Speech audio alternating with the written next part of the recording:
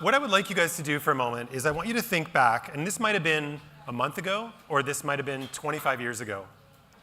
But what I want you to do is to think back to the first day that you took over a team. How many people was that in the last year? Great, awesome, thank you. How about in the last 5 years? Almost everybody else? How about more than 10 years ago? Okay, so think back to that day for a moment. In that day, there was a couple of things that happened, right? You probably had maybe a little bit of trepidation about leading that team. Anyone have a little bit of trepidation about maybe leading that team? Anybody do a little jig in the parking lot that afternoon, like, I'm killing it, right? Like, so you probably gave yourself a little love, maybe got some love from friends and family, some recognition for that. How many people felt like, oh, you know what? I can move this project forward now that that person isn't here. Now I've got some room to run, and I maybe have some budget, and I have some people on my team who can actually help me move this forward. How many people felt a little liberation, right? So these are great days. Welcome, thank you for coming. These are great days in our life. When we get promoted, when we take over a leadership role, we step into different places of leadership in our life. These are great days, right? They expand our real estate over our life. They give us the opportunity for more meaning, more bounty, more richness in our life. And in another way, it's also like getting a dog, right? Or getting married, or having a child. In that we tend to filter out the hard parts in those initial moments, right? We think to ourselves, yeah, totally, I'll do it. I'll step up, I'll do that thing. And we don't think about the bill, right? There's a lot of work that goes into leading a team. And I think these days, when it comes to the people management side of our life, which is what we're going to be talking about, how do you lead from the inside out, and this idea of emotional transparency, I think there's this secret conversation that they don't tell you on that first day. And it goes something like this. It's like, hey, so congratulations. We're really excited to have you in this role. You guys, you're our best and brightest. We're really nice. I love what you did with the beach chairs over there. That was a really nice touch. A couple of things. We just want to make sure that we're kind of all on the same page going forward. So we really want you to succeed. There's a bunch of tools up in Dropbox and Drive. They're not all that well organized, but we have our culture deck and your values and our vision. But anyway, we'll get back to that. So you've got your individual contribution. You get to keep that, so that's good news. You now have these team management responsibilities, so you're responsible for the overall results and the metrics and the reporting, and you've got the management meeting every other Tuesday at 11, the leadership meetings on Wednesdays at 9. You've got your weekly one-on-ones. Well, actually, your calendar looks pretty full already. Well, anyway, you'll figure it out. There's this new thing. We want to get on the great places to work list, and I don't really understand what the criteria is either, but it has something to, they keep changing it every year. It has something to do with mentoring and coaching and creating an employee experience. Anyway, did I mention you're one of our best and brightest? You'll figure it out. So you've got your individual contributions, your team leadership responsibilities, and this individual coaching and mentoring thing. I know. Just be Yoda. A couple of other things, just a couple of notes. So Michael on your team, and this is just between you and me, I want you to succeed in this role.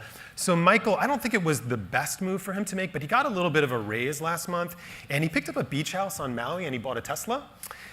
So he's going to be coming back to you to talk about compensation pretty much like every week. So just be ready for that.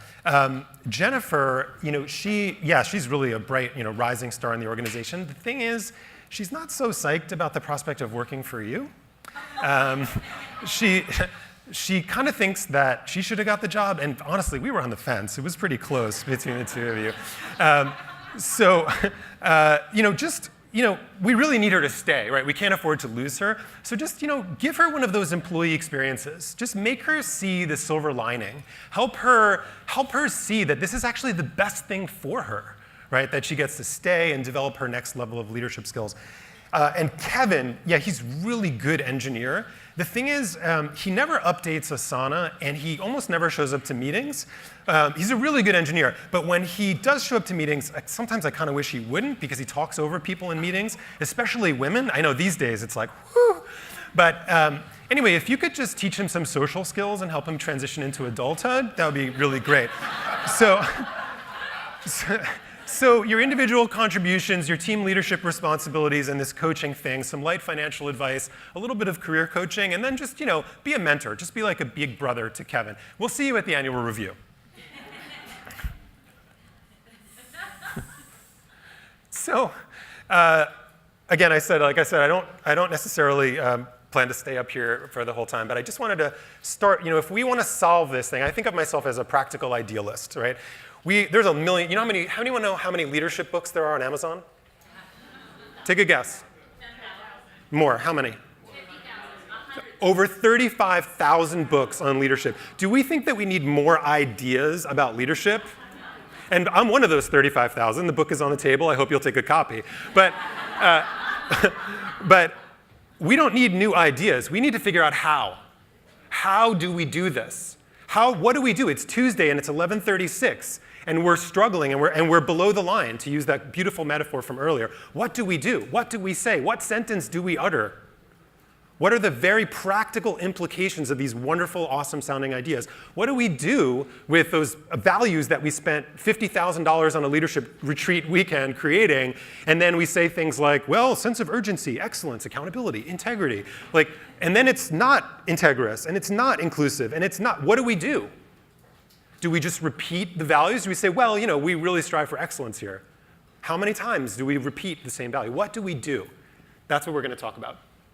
So what are 3 stones? Maybe it's a Michael, a Jennifer, or a Kevin in your world.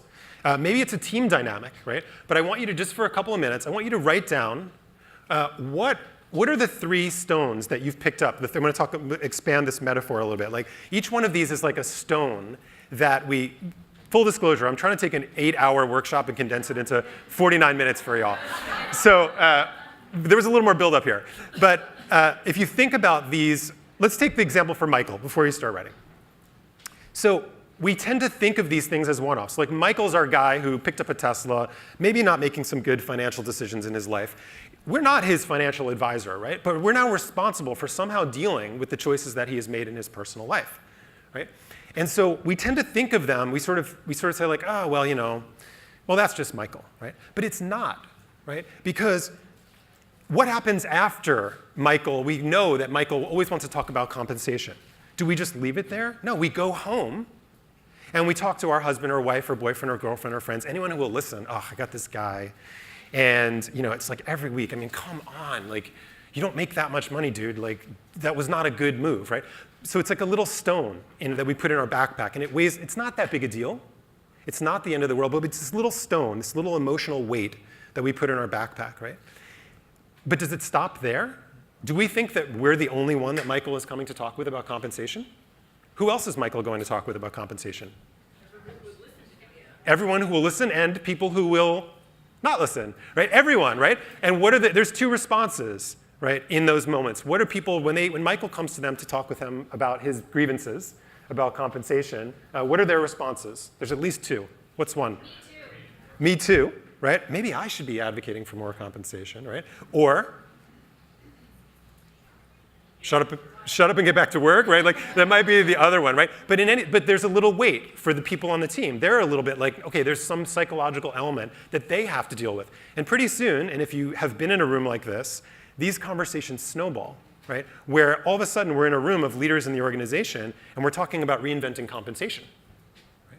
All because we never talked with Michael. We said, hey, Michael, I get that you made these decisions and we're not here to tell you, this or that, but it has implications, right? And we need you to actually hold that. We need you to actually manage that reality outside of work and having a transparent conversation with Michael as their manager, right? So what are 3 stones that you have picked up along the way? We don't know we're doing it. We're just like, you know what? We got to drive forward, right? We have to get things done. And we walk by these moments where we think I don't really know what to say. I'm not really sure I have a plan for I don't even know what my feedback really is. What are 3 of those things in your world right now? I'll give you a couple minutes to do that. Everybody have at least one?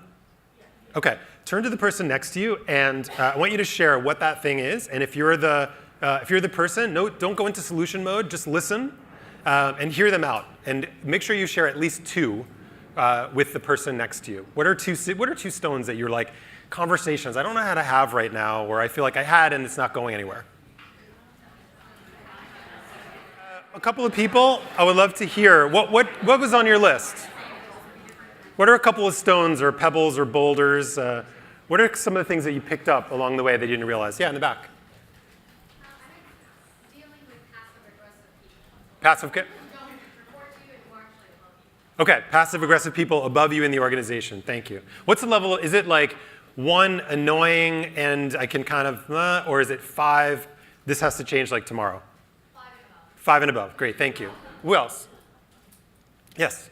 For me, it's a question of who owns what. So Who owns what? it's less about my personal team and more cross-functionals. We all do very similar things. We all call it coaching and development. We don't have standards. We're all territorial. Okay, and is there a specific person that, if you could have a productive conversation with, is there a specific person that you have in mind that could help you? And is that a leader in that other department? It would be a leader in another department. Okay, so you guys are peers. Yes. Okay, great. 1 to 5, annoying. I can't deal with this any longer. He's lovely, but there's a team with him that.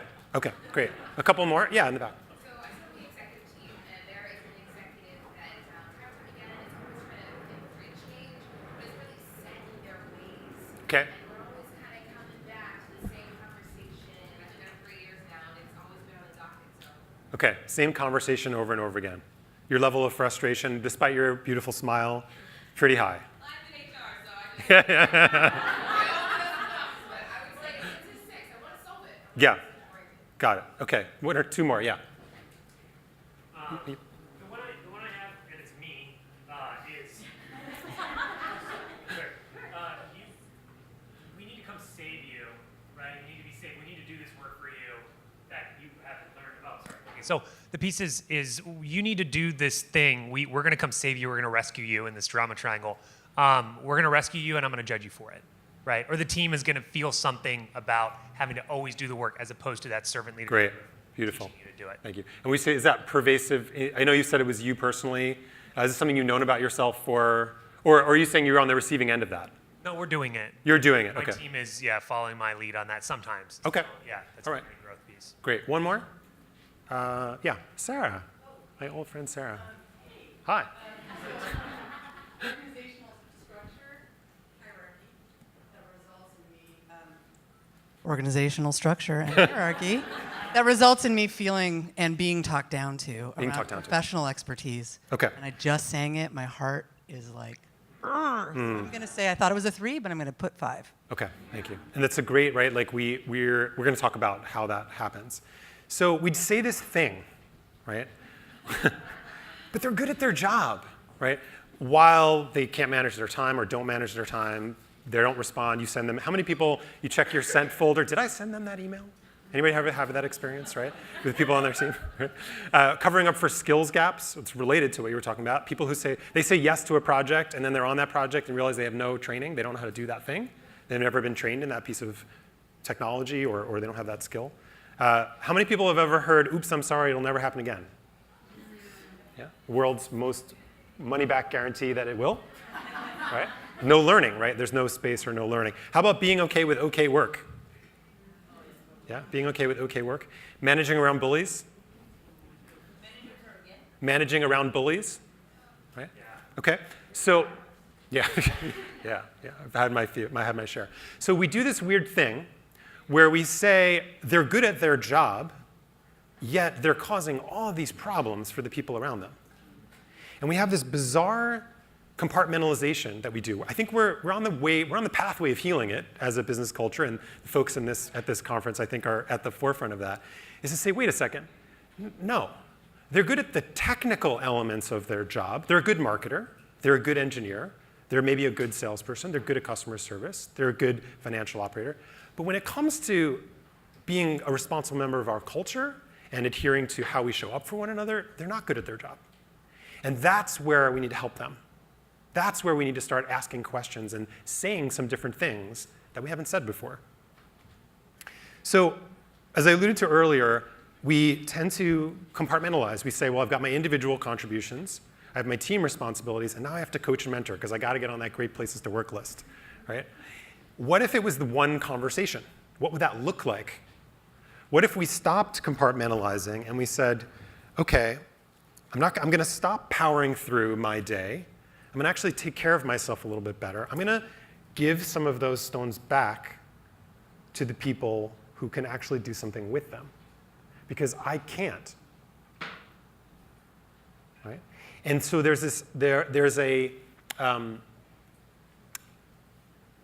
if we want to deal with the depth of this problem, right? You know, how many people here had in the last week a 3-hour uninterrupted block of time to work on a creative or strategic project? One person? Awesome, congratulations, good work. How about in the last month? More of you, okay. How about in the last year? At least everyone, okay, right? But if you think about it, how many managers you have in your organization if you have 10, if you have 100, if you have 5,000, right? And each one of those managers is operating, each one of those people leaders is operating that much below, right? If you look at, when we look at organizations, and this is clients in every industry, irrespective of stage, irrespective of kind of how long they've been around, this is what we see, right? We see the best and brightest in the organization bogged down in micromanagement to one degree or another, right? And now we've got Slack, right? Awesome, right? Now we've got email, phone, text. We're texting with each other at work, Slack. How many people need more logins? Right? The number of windows that we have 42 tabs open in Chrome, right? Like, we have so many opportunities to micromanage, and we have, I have a lot of friends in Silicon Valley. We have a whole bunch of people in Silicon Valley who are spending their days trying to figure out how to get us to log in more, and how to do more notifications, and how to keep up with those bings and bleeps and buzzers, right? And we don't have a lot of reward system in place for being like, you know what, close the laptop, step away from the laptop, go over here, and actually talk to somebody, right? So what we're going to try to do for the rest of our time together is, what if we can start uttering sentences that do all these things at the same time? Because we have to solve this, right? We don't need any more leadership books, right? We need to transfer the knowledge from those great leadership books into practical application. And we need to figure out how to do that as learners and as organizations, and not think that that's HR's problem to solve, right? That's our problem to solve as leaders. So there's this idea that I shared in the book, and I want to sort of take you back. I know sometimes, I actually met someone the other day who'd never seen Star Wars. So, no judgments about that, but never seen Star Wars. Okay, so I have a guy who's taken it to like, just tell me anyone who that is, and I will send them the right YouTube videos. But if you think about Superman, right? So here's what Superman never did. Superman never went to Lois Lane and said, hey, look, Lois, here's the thing. So I'm really busy. And the next time, yesterday morning there was that, you were outside, you were downtown, and there was this big building and all the windows were broken, and there was a big sign that said evil genius, and it was raining and it was dark, and there was this like kind of foreboding music, and you chose to go in anyway. Walk me through your thinking process there, right? He never does that. Superman, you notice how Marvel is sort of evolving the superhero character. They're adding a little more vulnerability. They're adding a little, like, the world is changing, right? But this archetype is so deeply embedded in our educational system, in the way we parent. We're so deeply rewarded and conditioned to our individual contribution. We think that being a leader, being in a position of authority, means having the answers and solving the problems. Anybody ever been in a relationship with somebody, and I'm not going to, anyone ever been in a relationship with somebody who answers all your questions and solves all your problems? How is that? You love being in that relationship? You feel close, you feel warm, makes you feel like really like close and belonging with that person? No, it's like, hey. Right? Contrast that with Yoda. What Yoda didn't do is he didn't say, hey, Luke, so here's the thing. You got this weird thing going on with your dad. And I really want to help you work it out. So I'm going to work with you on your career development. And I'm going to design he wasn't that obvious, right? He asked open-ended questions. He created space. And he believed in free will, right? He said, look, I don't know if you're ready. What do you think? I don't know how you're going to do that. I know how I would do it. How might you do it, right? And it's those spaces. And everybody in here has seen, read, initiated more employee surveys than you can imagine, right? Isn't that what employees are asking for? Autonomy, creativity, space. I want to have a relationship with my manager. I want to feel like they care about me. I want to feel like they're invested in my growth. Superman is not invested in anybody's growth. He's just spinning the world backwards if he has to, right? Whatever it takes, right, to fix the problems and create answers, right? So it doesn't say only Yoda, no Superman, right? More Yoda, less Superman. For the individual parts of our role, sometimes that's how it is in our world, right? We have to get it done. But when it comes to the people management side, we have to start learning how to make spaces. We have to learn to listen differently for different things, to the things that people aren't saying. Not just, we have to stop asking questions like, how can I help? Right? Or, what could I be doing differently? Right? We have to stop asking these generic questions that in a psychologically unsafe environment, nobody will give you the answer to. We have to change the dynamic. I think it was James said, we have to change the container for how we think about our role as leaders. And if we don't do that, that's why all of the best practices in all of those leadership books, they fall flat over time.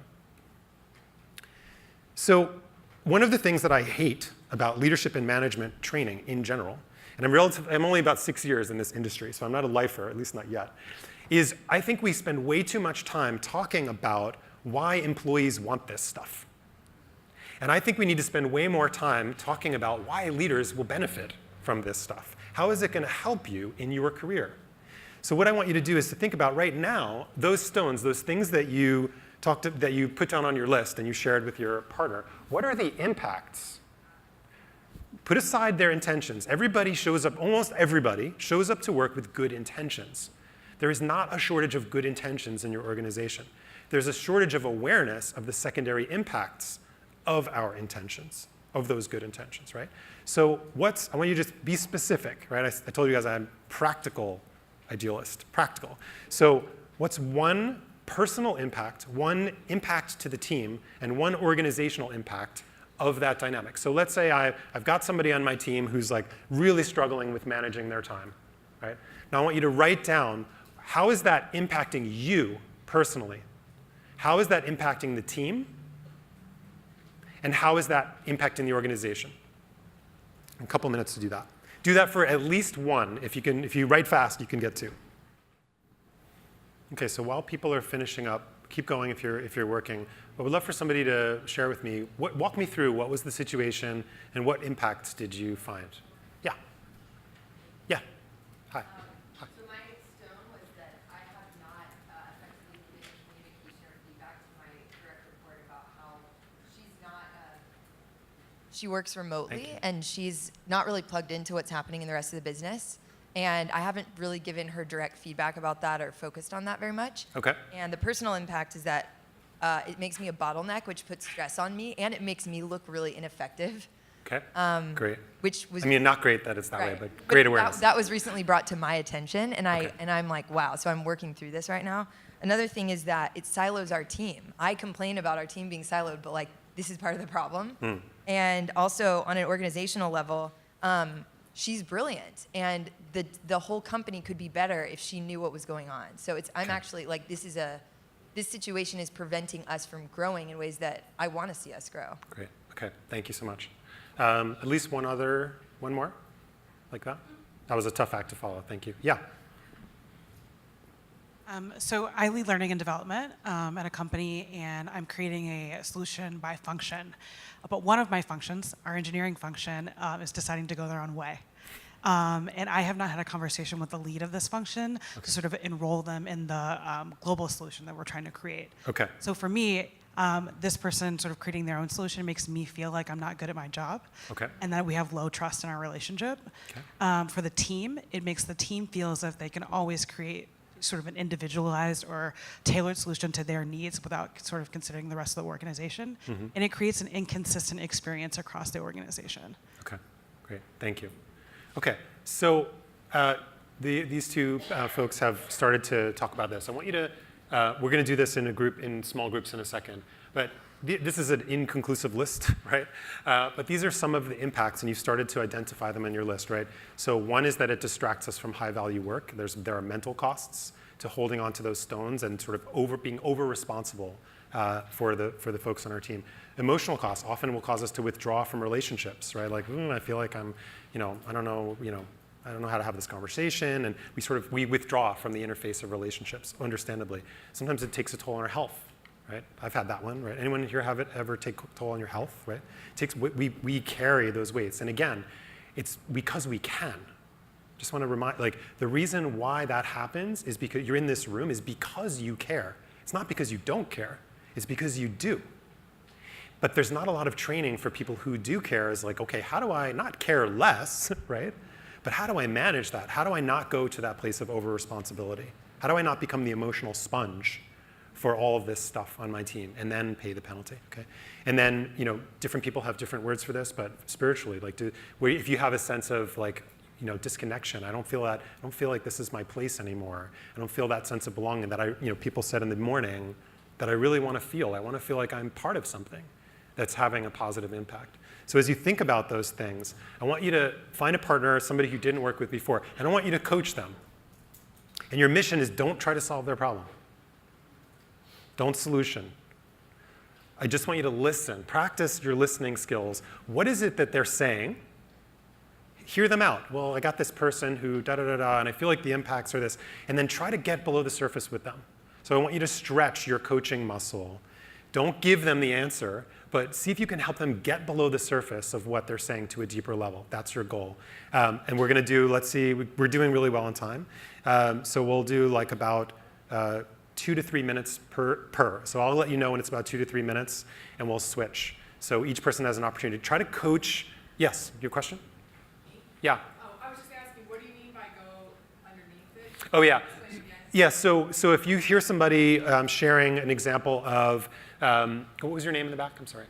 Joanna. So Joanna, gave us this example. She has a colleague, and she hasn't had that conversation with them about expectations, and she's sort of inventory. So I want to ask, Joanna questions like, well, what is the deeper theme that ties to, and how does that, what does it tell you? What are the messages that it tells you, or why is that so important to you, right? And help her connect those different things to a larger theme. And she alluded to it, that it makes her feel like she's, maybe not so good at her job, right? Which we would probably all disagree with. But see if you can ask some questions. What is it that you feel like they're saying that they may not be articulating yet? And if you get really stuck, just raise your hand and I'll try to pop over. So go for that. Before we move on, did anybody feel like they were asked a really potent question that helped them see their situation in a little different light? Yeah? What was the question that you were asked? Or what happened in the cover? It's just parroting back and then paraphrasing of hearing what I've been saying and allowing you to look at it and say, oh, yeah. So to get it outside of yourself and see whoa, okay, great. Are there any other, yeah? Well, communicative frustration with the amount of time, I feel like the questions that we were able to ask were mostly foundational about what is the thing you're tackling, and not getting to questions about thinking about solutions. Mm-hmm. Okay, yeah. That was intentional, although maybe not enjoyable. Okay, so what we're going to do for the rest of the time, I want to introduce you to a tool, and we're going to workshop and work through these, and maybe we'll work through Joanne's and maybe a few other situations. So the 5 things that you see at the top are 5 steps in a tool called the accountability dial. I'm going to walk you through the dial in general, but the idea behind the accountability dial is mostly when we have situations like this, what we do are 2 things as leaders. We don't speak up early enough because we don't know what to say or we're afraid how that's going to go. And then once we've identified and we've gotten in conversation with our colleague about something that we want to see changed, we let that behavior go on for far too long. We never put an expiration date on it. We never create a boundary. We never create a limit. And so people get to persist in team-degrading, morale-limiting, self-limiting behaviors for years, sometimes decades. And they create these little sort of eddies inside of organizations. So, yeah, please. Will this be available somewhere so I don't have to frantically? Yes, absolutely. You can have the deck. It's in the book. It's Yes, and there's a bunch of free stuff on the website as well. Yes, thank you for that. So what we often skip in the moment, and this is going into our central topic of emotional transparency, and how do we open those conversations? How does Joanne go to her colleague and say, you know, right? And it's that when we don't feel like that the confidence to enter those conversations, we put it off for another day. Because we're so busy, we have so many things going on, and it seems in the moment not as important. Right? So how do we break it down? And the purpose of the accountability dial, and again, I'll come back to this in a second, is to structure our conversations in a way that's going to lead to self-reflection instead of self-protection. Most cultures, most team cultures, most families, we're stuck in this cycle of self-protection. How do we shift that? And the first thing I want to offer is, how do we just ask a question or make an observation about something we're seeing in a way that's in a spirit of dialogue? And outside of the scope of this hour that we have here today, people, we all know as sort of culture geeks, right, that so much of how we approach these conversations, it's not the words that we use necessarily, but the place from which we use them, right? It's in our tone, it's in our body language, it's in our state of mind and our sense of, are we taking care of ourselves in the moment, right? So it's not only the words, but I want to offer you a possibility to start with something small, right? You seemed frustrated by the conversation in this morning's stand-up. Is there something on your mind? Or, it's not always something that you think is maybe going badly. It can be something positive. Hey, that was a great email you sent to Melissa. I loved how clearly you answered her question, right? Using those moments for positive, like those small moments, right? It doesn't have to be a big feedback conversation, right? And these are those moments where we can enter in to the moment with our colleague and say, look, I don't necessarily know why. I don't know why that's happening. I'm wondering about that flurry of trouble tickets that came in overnight. Anything worth talking about? I don't know. Maybe it's nothing. Maybe it's something. Maybe there's a treasure trove of data about the next way we're going to improve our customer experience. Maybe it was a glitch that we fixed. I don't know. But it was on my mind. And so rather than seeing that stone and picking it up and going, oh my God, the team, they just don't care as much as I do. They just don't get it. Why don't they, oh my God, and they just didn't do anything with these trouble tickets. And we probably need to reorganize the department. And we probably need some new, but we go into these crazy cycles with ourselves instead of saying hey, I was wondering about that. Rather than picking it up and putting it in our backpack and letting it drag us down, to say something. So the first step in the accountability dial is, how do I say something, right? Yeah, question. So I'm seeing these as an invitation to dialogue here. And so, Yes. I'm feeling a little bit of worry with numbers 1 and 3. I work in a passive-aggressive culture. Uh-huh. And so if I said something like, you seem frustrated by the conversation, I can envision realistically saying, I wasn't frustrated. No. Yeah, yeah. I'm worried about that flurry of why are you asking? Yeah, Why are yeah, you worried? yeah. Things like that kind of thing. Yeah, so there's a cultural piece in here around how do we show up for one another, and what are our communities, what is our expectation around feedback? So there's some piece there. I would love to actually try to workshop with that with you before we run out of time, if we could. Okay. So I want to just make it through a couple things, and then we will come back. Thank you. What was your name? Michael. Thank you, Michael. So here's what it doesn't sound like. I noticed a few typos in the proposal that's about to go out. I was wondering if you saw them, because if you didn't, I totally get it. We're all really busy. But it's super important that we have super clear messaging from our department, because we're the communications department and people look to us for example. But anyway, the typos, are you too busy or is something else going on? Do you need to have Sandy double check them before you send it out? Blah, blah, blah, blah, blah. Insert more filler phrases, assumptions, and solutions, right? That's what often happens. And people are they stopped at typos, right? They stopped listening at typos. They were like, am I losing my job? Am I going? Are you about to write up a performance improvement plan? This is real, right? And we don't appreciate it much as leaders, that slope of authority. When you have influence over whether that person's going to have sushi on Friday night and whether they're going to make the rent or the mortgage, especially around here, right? We lose sight of that, and we talk a lot, right? Most of us, we're not that comfortable with silence. We're not that comfortable with asking a question that we don't know the answer to and waiting and seeing in that spirit of dialogue, well, and can I learn? Will I learn something that I didn't know before I walked over to that person, right? In the work that we do, the reason why we emphasize the mention, and we were not going to go through all 5 steps in the accountability dial, because I want to have you practice this one, is that if you think about, If you ever had good coaches and mentors, anybody have a really good coach or mentor in their life? Okay, some people, about half the room, right? So you're lucky, right? Very few people, most people don't have, maybe they have one person that was okay. But what we don't have a lot of role models are people who mentor and coach who leave room, who say, hey, here's what I think, and thanks for coming to me for help, but leave room for the person to actually think about our feedback. And what we're so accustomed to is that hallway, like, hey, I noticed in the report, oh yeah, that's because blah, blah, blah. And we get this cycle of really easy answers, really quick responses, just people trying to get out of trouble. Right?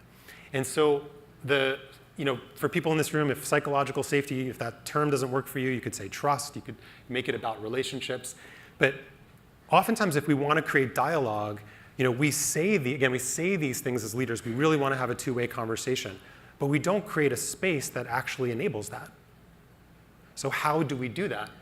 One of the ways that we do that is by asking questions that leave room for consideration without energizing, I expect an answer now. Yeah? And the example of what not to talk about, what not to say, there was like a specific thing that you noticed, like the typos in this email that went out versus in the mention, it's a much more broad, like, you seemed nervous this morning. And I'm wondering if the thing that is tipping off this conversation is a specific thing. Are you still kind of pulling back and giving the person a very broad invitation to speak about anything, or are you? Because those are Sure. Yeah, they're different levels of abstract. No, I would absolutely, if there's something specific that I know, hey, there was a few typos in the newsletter that's about to go out. Did you catch those? Right? Maybe they did, maybe they didn't. Right? So I'm not trying to hide the ball with somebody. I'm definitely not trying to be passive aggressive. I'm trying to make an observation about something that's on my mind that seems important. Right? And it might be something specific, or it might be a dynamic. Hey, I noticed that we, in our team meetings, the energy just seems to be really low lately. So it might be something more general, or it might be something specific. Depends on the situation. And what do you do with that discomfort that sometimes comes up here when you're pointing out like a mistake or something that someone else has made? That makes me feel uncomfortable. Yeah. Yes. What do you do with that? Yeah. What did you say? You feel it. Yeah. Yeah.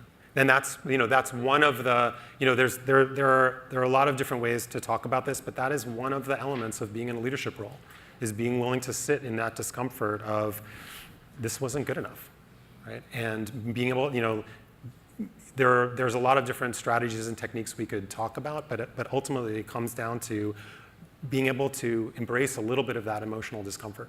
And if you have, I don't know if you have a peer. One of the things that I think it's the most underutilized resource in organizations are peers, and say, hey, I have this conversation that I have to have with Doug, and I'm so nervous, and I really don't want to, he's really, I really like him. Can I just practice it with you for a second? And oftentimes that will be enough to give us, just to get it out of our hearts and into the space with someone else who can help us hold it. Yeah? I find it's so much harder for me than doing this with a direct report or even a peer is when it's not even a manager. Like I am an executive director for an organization that has lots of different regional executive directors and a CEO, and so he's not even my direct manager. But I have to give him feedback, and I'm cool with sitting in discomfort, but I'm just I have a hard time really being clear with what I'm saying, and I end up just moving on because it doesn't feel like it's landing. And so, Yeah. would you recommend a similar approach for that? Yes. Yeah, and so we're going to practice this in a second, but what I want you to do is to develop a script for the next time that you see this person. What's the first 10 seconds of that conversation, so you can feel a little more confident going into it? Totally understandable. Everyone in this room, I think, could relate to, how do I do this? It doesn't feel like it's landing. What do I do? So that's what we're going to practice next. Yeah. I think one thing that we just recently had our co-founder lead us through how to give feedback, and it was actually really great. He has a master's degree in spiritual psychology, so it was really helpful. But one of the things that he kept saying is if you're not giving feedback on who that person.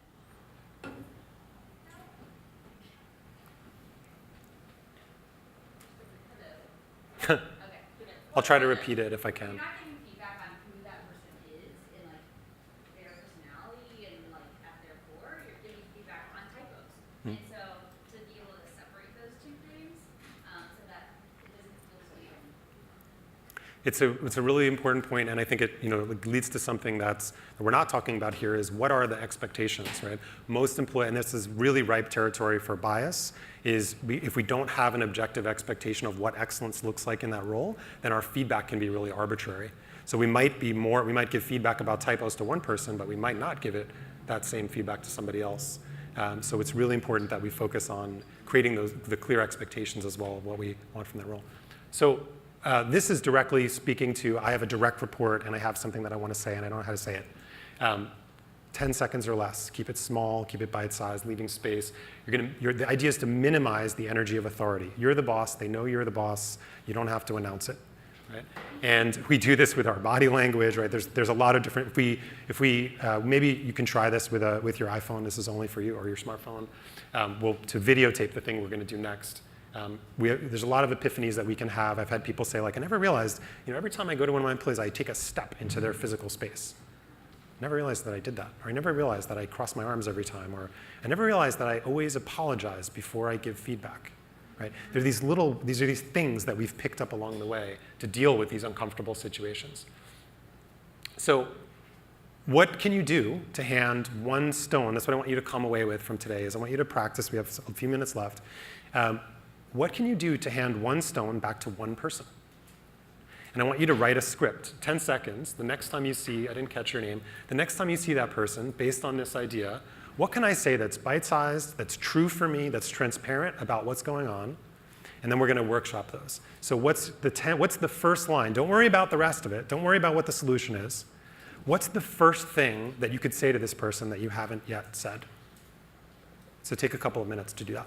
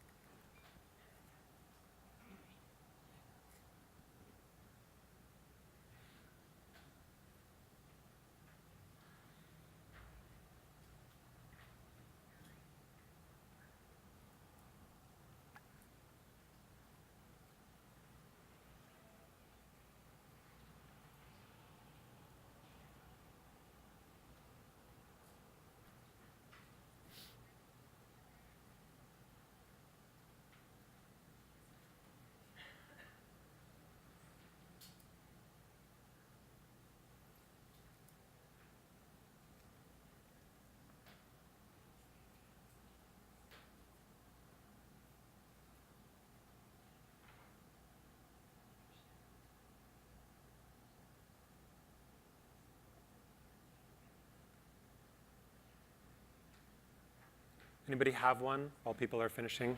Anyone have one? Yeah. Yeah, my name's Kyle. I run the Employee Experience Program for a company in Vienna. And my challenge right now is that one of the top leaders in our organization is preaching one thing, but then, let's say, living life a little bit differently. So there's this facade almost where to new employees, new hires, it's a great reality, but then the values don't quite match up with behaviors. So I would argue that it's a very difficult stone because you're talking to someone who's essentially leading the organization, so you have to be sensitive to that. But at the same time, it's like we take 2 steps forward with these great programs, and we take 1.5 steps back. Yeah. Because there could be a bad day where this leader resorts to old behaviors. So what was the thanks for the question simply was, how are you bringing our values to life? Because Okay. I wanted to be sensitive to the fact that, how are you as a leader leading others by example? Okay, I wait. don't want to target that. I want to just openly ask. Okay. Just tell me your name again. Sorry, I can't. Kyle. Okay, just pause for 1 second. If you're the CEO of the organization and Kyle says, "How are you bringing our values to life?" What's your response? Defensive, right? What's that? What the hell do you mean, or whatever? Okay, so let's help you. Okay, so how else might you phrase that? So the preface that I'm working with someone who has a very large ego. There's a bit of narcissism We're working through all this with leadership training. So honestly, that question is phrased in a way that should actually spark a little bit of self-defense, because this is one of the big things that we're trying to overcome as an organization, where you need to listen, you need to embrace, and react in a rational way versus immediately saying, I'm being defensive. And I know that that comes across as a way Okay. this is defensive. So I'm curious, what is a way, if you take all that into account, Let me ask you a question. What is it frustrating to you that you're not able to get that point across to this person?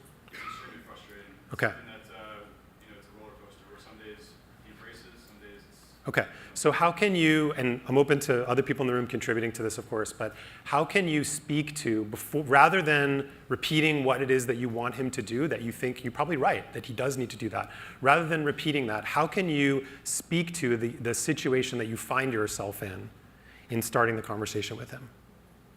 Does that make sense? Did you have some, yeah, an answer, but I'd love to hear from the audience. This is in the back? my I have perspective. one kind of speak with me with like road dog, right? I went through this kind of same similar experience to one of my executive team. And I ended up posing at HR, so I posted, okay, what can we do? What can leadership do individually what can leadership do or individually speak on or help emphasize the values of our company? And we ended up in the executive meeting we have at the end of every quarter, we have leadership meetings throughout the month. We did a panel of our leadership team. And we talked about the values that they liked in our company and the ones that really resonated with them.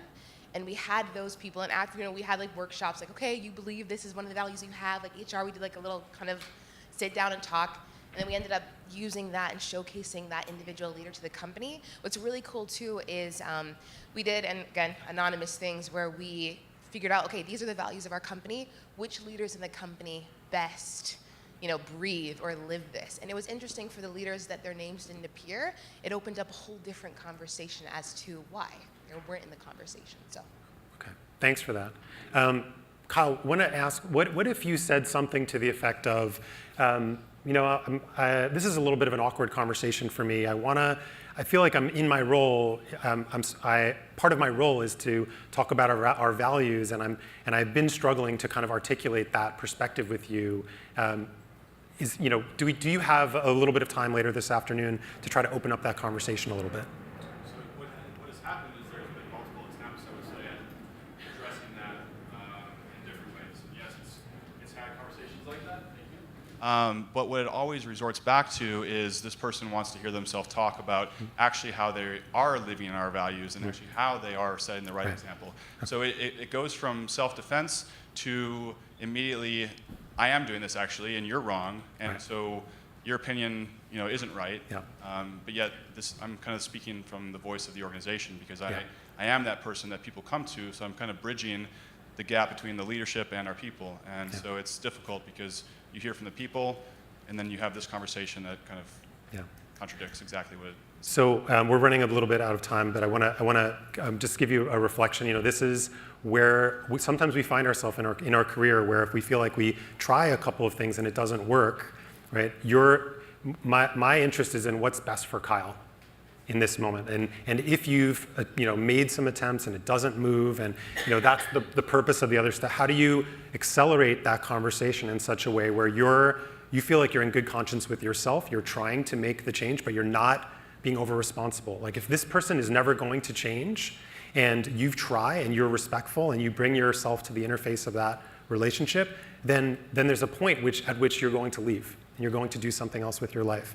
And that's part of owning our role, is to say, you know what, I'm going to do my best for as long as I can, and at some point, I'm going to have to walk away.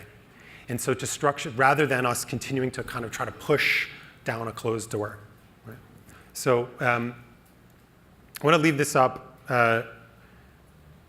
I'm going to leave this slide up just quickly. This is the tool in the dial, and I just want to keep the last minute for questions. These are the steps. The idea is business is linear, people aren't, right?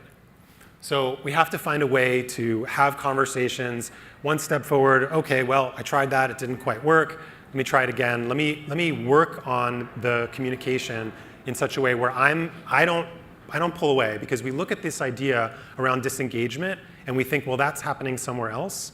But this is what we do, right? When we're not bought in, when we feel like, oh, this person over here doesn't get it, or that's a form of disengagement that we don't often appreciate. And we look at it in our organizations and we spend a lot more time talking about the people in the organization than we do talking with them, right? So I'll leave this up here for a second, and before I close, any final questions or thoughts about that?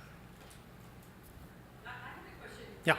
You're talking about individual conversations. Does this work when you're trying to drive a team dynamic? Yes. In a public? Yeah, one of the most common things we have is people who are, they're technical skill, promoted from within, and now they're running a team in the same organization. And they'll say to me, well, I used to be on this team and these people were my friends, and now it's really awkward, and now I'm not really sure what to do. I don't know what do I say? To which I say, well, say that, right?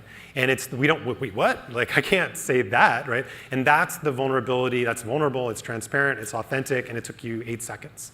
Right? And so helping people see that they have these moments that we skip over, and then we try to do a whole bunch of best practices, right? Instead of just saying the thing it's not necessarily obvious, but it's right below the surface.